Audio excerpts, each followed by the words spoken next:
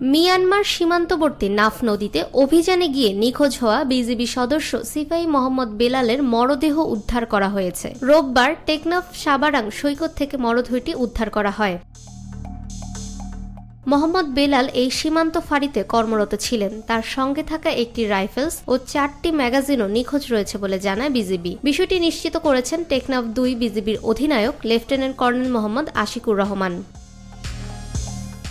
শুক্রবার দিবাগত রাতে শাহপরীর দ্বীপের পশ্চিমে অবৈধ অনুপ্রবেশের সময় রোহিঙ্গা বহনকারী একটি ট্রলার ডুবে যায়। এতে 24 জন রোহিঙ্গাকে জীবিত উদ্ধার করে বিজিবি। এই ঘটনায় নিখোঁজ হন বিজিবি সদস্য বেলাল। ফাহমিদা বিনতে আনোয়ার, নিরপেক্ষ নিউজ ডেস্ক, ঢাকা।